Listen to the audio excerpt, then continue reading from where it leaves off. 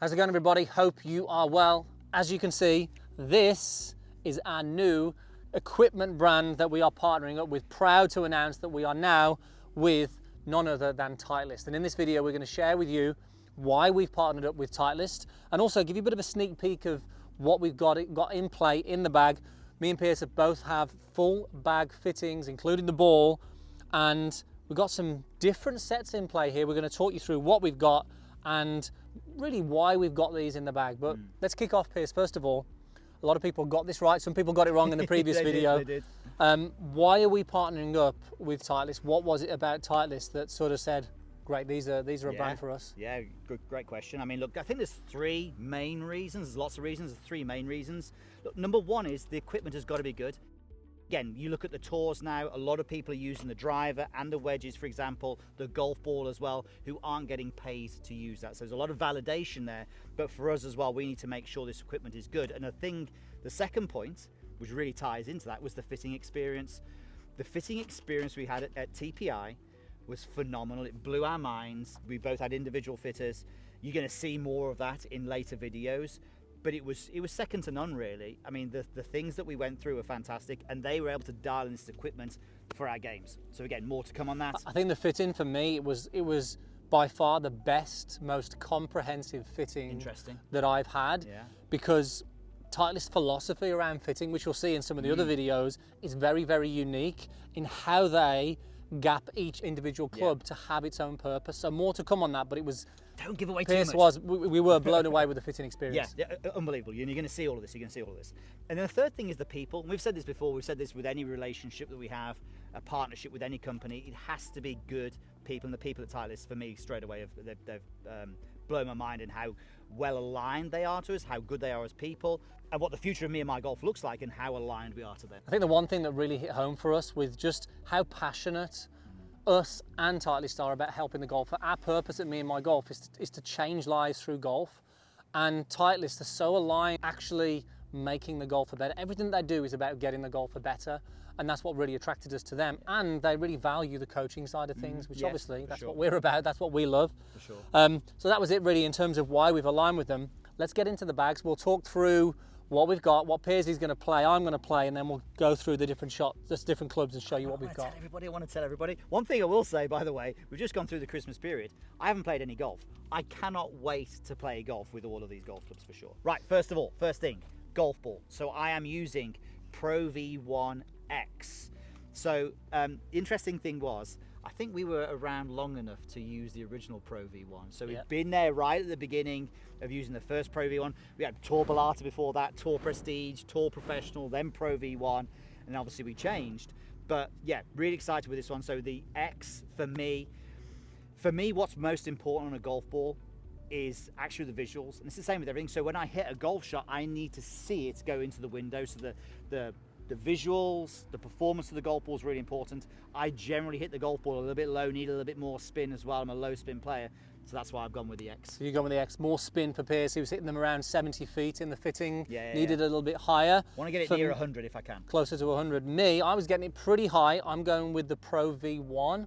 And for me, I was hitting around 100, 110 feet. So I didn't really need any more spin to get it too much in the air. Or something. Plenty of loft on that. So yeah, excited to put this in play.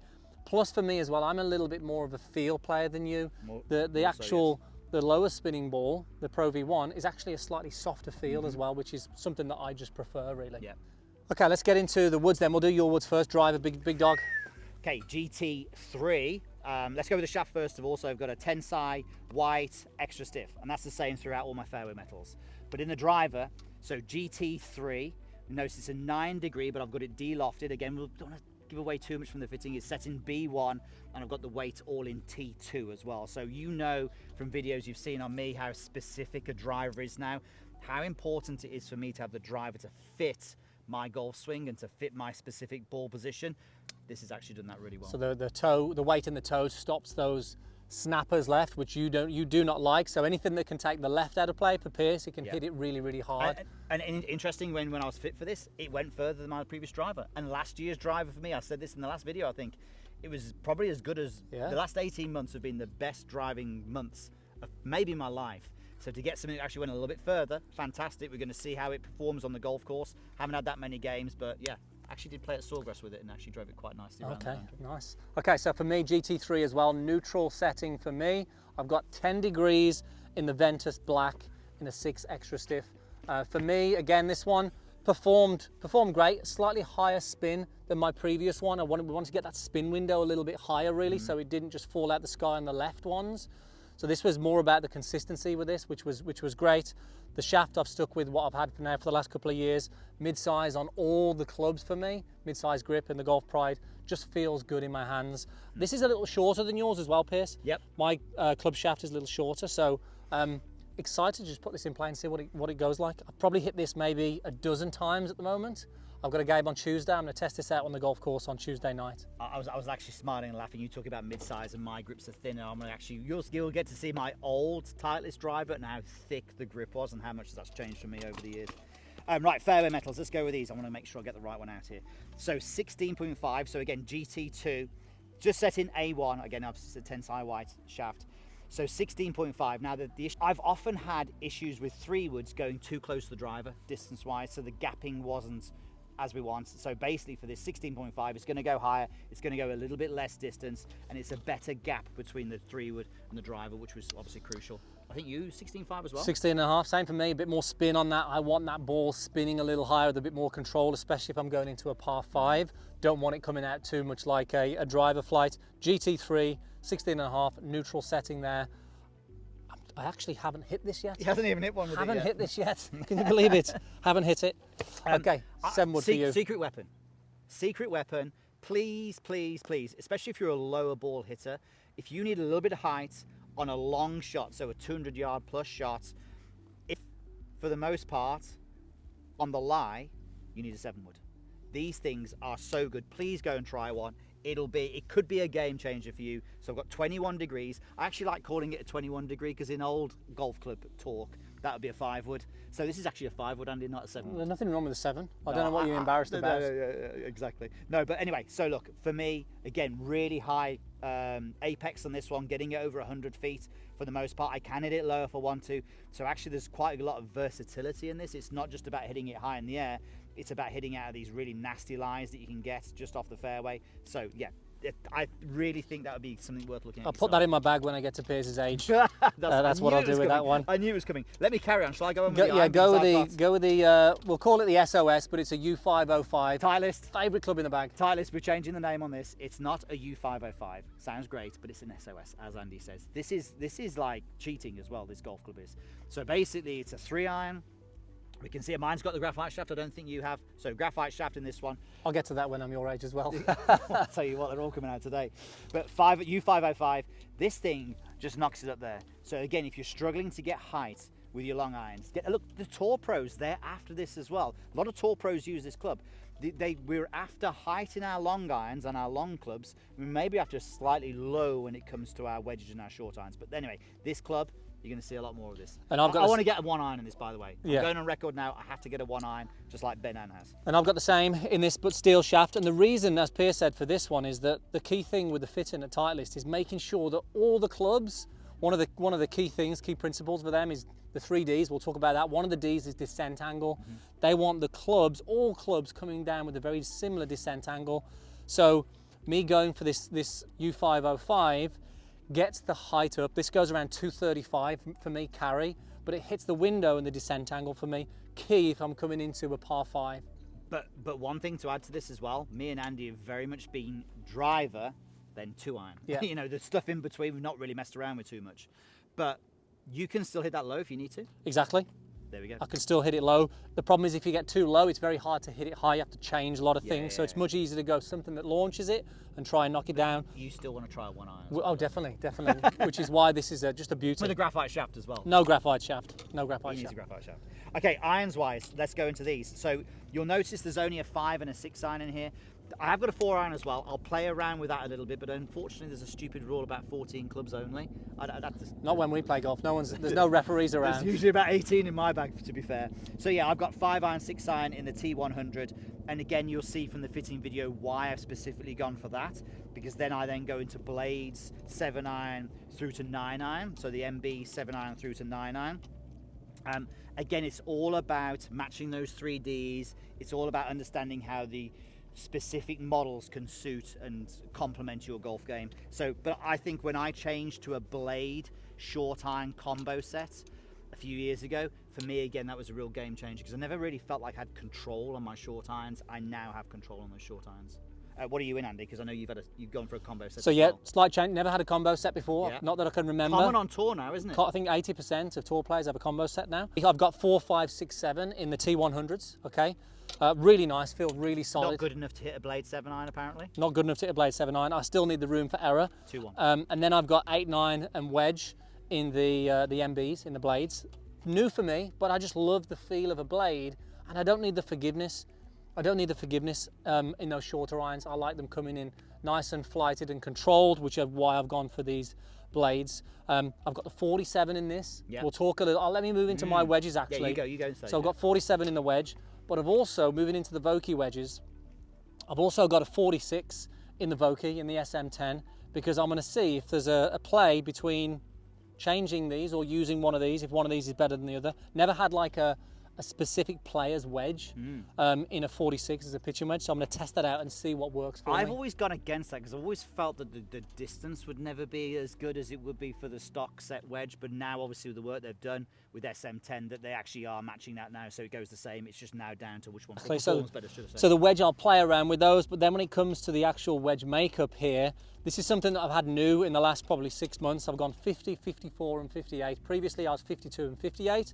This now as a gapping for me is way, way better. From 125 yards in, I've got those gaps really good. The fitting for this was amazing. You've got to see the blind fitting test for this, because it was just brilliant how they work with the grinds to suit you, and based on how you play the shots and feel, and the whole strike set, the whole strike there was key. Might be my favourite video that we did. Yeah. The fitting, should I say, as well. It was brilliant. Come out. It's awesome. We won't talk about the grinds. We'll tease that for the actual video so you can see what goes into that. But as you can see, I've got these beautiful personalised stampage on there for me, just AP on there, just so if somebody loses it, they know it's mine. But excited to put these in play. Just can't wait to get on the golf course now, really. Yeah. Okay, my wedges. So again, I'm gone 46 degree in a SM10. Again, similar to Andy, I'm going to experiment with the stock wedge and just sit with the MBs and see if there's any difference in there. 50 degree gap wedge for me. It always used to be 52. 50 degree, the last set I had. 50 on this one. Again, it suits the evolution of my wedge game, that I like hitting softer shots now. The 50 really fits into the windows from a distance and a flight point of view. And I've got 56 and 60, and again the 56, I've always loved chipping with a 56, but we are going to play around with maybe weakening that a little bit, knocking down to 55, so we can have those numbers in between. But it's going to be an experimental. Sorry, strengthening. Did I say weakening? Yeah. No, I definitely want to do that. There's going to be an experimental phase of me understanding the combination of the short shots and the full shots, and just getting those gaps really dialed in. I haven't put my initials on here. I've actually put a few phrases on there. This is, I think Andy said this before, this is because I'm getting old and I need like a user manual for them. Yeah. It reminds me so you don't forget. But there's a whole thing that I'm going to talk about when it comes to those as well in the future. But yeah, I'm not going to say anything more on the grinds, because I want you to watch the fitting video, the blind test. It's unbelievable. Putter, okay, Andy? Final thing in the bag, putter. Now I used to have, I think I remember one putting round of golf for me at Boda's Air Golf Club, playing in a match with Jeremy Nichols, and I hold everything. It was a brand new putter, the Newport 2. If you know Jeremy Nichols, he would have hated that, by the way. No, he was on my team. Oh, okay, yeah. I hold everything for this, so he couldn't believe it. I've still got this at home, so I've gone with the Newport 2. Looking forward to get fitted for this. This is just in the bag at the moment, as close to what I would normally play with. But coming back to something that's really traditional, I've always stuck with those anyway. That's a traditional looking head. So the Newport 2 design for me just fits what I like to see. So looking forward to the fitting. Interesting to see what happens when you get fit, actually. Yeah, I'm looking forward to it. But interesting. just love how the square edges of this and how it looks So something familiar that I can actually just get back to. I'm sure that I'll be going with something like this. And as we said, we haven't had the fit yet, really looking forward to that. So we just wanted to make sure in something which is similar to what we had.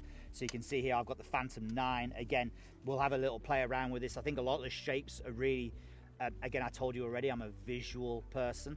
A lot of the shapes are very appealing to me. So there's probably about 3, maybe even 4 of them that I'm going, well, I could use all of those. But I want to find out which one actually is going to perform No better. graphite shaft in that one, no? No graphite shaft in that one. Sometimes I do need a little bit of help getting it to the hole. But I think, look, that's going to be an interesting process. And I think one thing that I've never, ever had is a Scotty Cameron putter. And I feel that's a weird thing to say as a golfer who's been playing golf a long time, that I've never had a Scotty Cameron. So one day, I suppose I own this one, but one day I'm going to own my own proper Scotty Cameron putter. So yeah, really looking forward to that.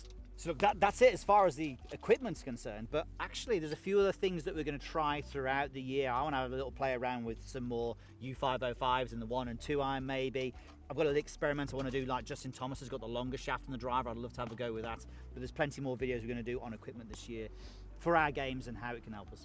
So yeah, anything else for you? That's it really. I think one thing that we'd love you to let us know in the comments down below, obviously with our previous brand, we did loads of collabs with tour pros and stuff like that. Which Titleist players would you like us to collab with?